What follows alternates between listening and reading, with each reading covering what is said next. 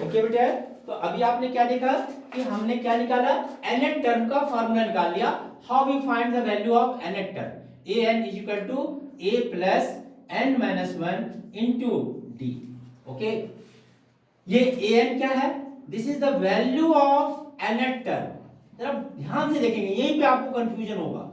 nth term, value of nth term, a क्या है हमारा फर्स्ट टर्म, क्या है हमारा फर्स्ट टर्म, n क्या है हमारा number of term, number of term कितने टर्म है हमारे, और d क्या है हमारा तो common difference, C D common difference. Okay, कितनी चीजें हैं, 1 2 3 और 4, इन 4 में से कोई 3 गिवन होगा और फोर्थ की वैल्यू फाइंड करनी होगी।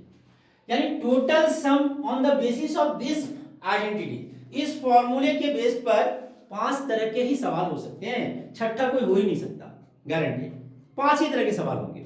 बोलेंगे 5 तरह के कौन कौन से सवाल होंगे, एक तो 4 तरह के सवाल बहुत इजी है, बहुत इजी है। जैसे ये 1 2 3 और 4 है, इन 4 में से कोई 3 की वैल्यू गिवन होगा, any 3 value of any 3 is given in question, और you find out the value of unknown, that means fourth, जो चौथा बच गया आपका, उसकी वैल्यू आपको फाइंड आउट करनी होगी। ओके, तो एक टाइप का सम तो ये हो गया, और दूसरा टाइप का सम होगा जिसमें आपको दो दो चीजें गिवन नहीं होगी, है ना, जैसे ए और डी दोनों गिवन नहीं होगी, तो क्या गिवन होगा, टर्म गिवन होंगे और 2 बार गिवन होंगे, एक ही एपी का, दैट मींस 2 इक्वेशन बनेंगे, और जब आप उन इक्वेशन को सॉल्व करोगे, तो आपको ए और डी की वैल्यू आ जाएगी। एक बार ए और डी की वैल्यू आ गई एपी में, तो आप कुछ भी फाइंड कर सकते हो। यानी एपी का जो मेन कॉन्सेप्ट है, मेन वो हमें ए और डी की वैल्यू फाइंड करना है। ये दो चीज आ गई तो फिर हम कुछ भी फाइंड कर सकते हैं। मैं ये कहना चाह रहा था कि ये एन होता क्या है, जैसे आपको बोला कि 20th term of an AP, 20th term of an AP is 65 बोल दिया, 20 term of an AP is 65। इसका क्या मतलब है कि A20 की वैल्यू जो है वह 65 है। ओके, ठीक है, अब A20 की जगह पर आप क्या लिखोगे, A plus 19D is equal to 65। ये 19D कैसे हो गया, n माइनस 1, यानी 20 माइनस 1। आप समझने के लिए इसको ऐसे भी बोल सकते थे, A plus 20 minus 1 into D, that means 19D हो गया हमारा, and this will be equal to 65। एक इक्वेशन हमारा यहां से बन गया। और दूसरा इक्वेशन क्या निकालना है हमें, तो जैसे बोला कि 20 term of an AP is 65 and 30th term is 100, find AP. हमें एपी फाइंड करने के लिए बोल दिया। ये मैं बोलना चाह रहा था कि 2 इक्वेशन होंगे, एक तो हमारे दे रखा है 20 टर्म 65, तो A20 इज इक्वल टू 65, दूसरा हमें दे रखा है 30 term is 100, that means A30 is equal to 100। अब आपको समझ में आ गए होंगे बेटा कि A plus 29D is equal to बोल दो 100 हो गया हमारा, 30 में से बन गया 29D हो गया, ठीक है यहां तक, and this is your equation number 2, दूसरा इक्वेशन हो गया। अब इन 2 इक्वेशन है, 2 वेरिएबल A और D है, सॉल्व करेंगे A और D की वैल्यू आ जाएगी, और सॉल्व भी बहुत इजी है, दैट मींस 2 में से 1 को आप माइनस कर लो, तो क्या हो गया जरा बताना बेटा, A plus 29D is equal to 100 और A plus 19D is equal to 65।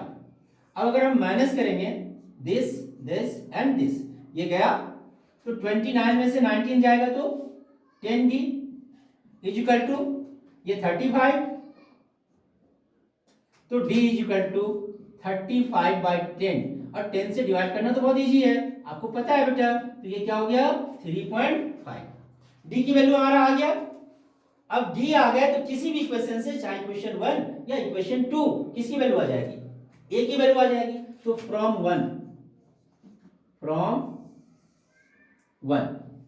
1 से क्या होगा, 1 से जरा बताना बेटा, तो A प्लस 19D है, तो 19 इंटू डी की वैल्यू 3.5 इज इक्वल टू कितना हो गया जरा बताना बेटा, 65।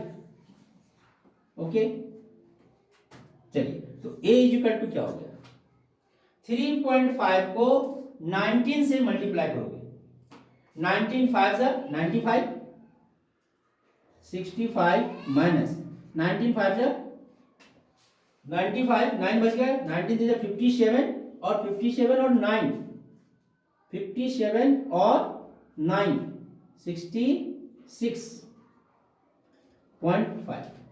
ओके, समझ में आ गए होंगे? अगर समझ में आ गया बेटा तो अब इसको माइनस करोगे आप, तो a इज इक्वल टू क्या होगा हमारा 5, माइनस कर दीजिए, 65 में से 66.5 जाएगा तो माइनस का 1.5। यहां तक समझ में आ गए? और a आ गया, d आ गया, तो अब हमारा सब कुछ आ गया। जो भी चीज निकालने हैं, अगर आपको AP निकालना है तो देयरफॉर AP निकालना है, तो AP निकाल दीजिए।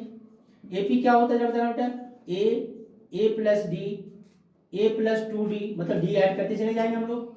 Okay, a plus 3d and so on.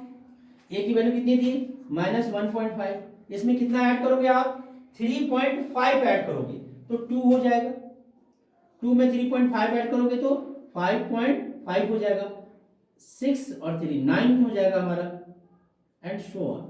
इस तरह से ये बढ़ता चला जाएगा। समझ में आ गए? एक तो इस तरह के सवाल हुए और मेन सवाल यही होता है। अब एपी का जो कॉन्सेप्ट है उसके लिए बहुत इजी टास्क है, बहुत इजी वे है। क्या कि सबसे पहले आप क्या करो कि जो क्वेश्चन दे रखा है उसका स्टेटमेंट लिख डालो। जैसे 20 टर्म इज 65, तो a20 is equal to 65, 100 term is 95, या जो भी होगा विचेवर, उसका स्टेटमेंट लिख के और नीचे फॉर्मूला लगा दो बेटा। उसके बाद आपको अपने आप देखेंगे कि आपको प्लस करना है, माइनस करना है, क्या फाइंड आउट करना है, वो बहुत इजी तरीके से आप क्या कर सकते हो, इसको फाइंड आउट कर सकते हो। आई होप दैट कि ये क्वेश्चन आपको समझ में आए होंगे। मैं एनसीईआरटी के भी क्वेश्चंस बताऊंगा, बहुत सारे क्वेश्चंस बताऊंगा अभी आपको। ओके।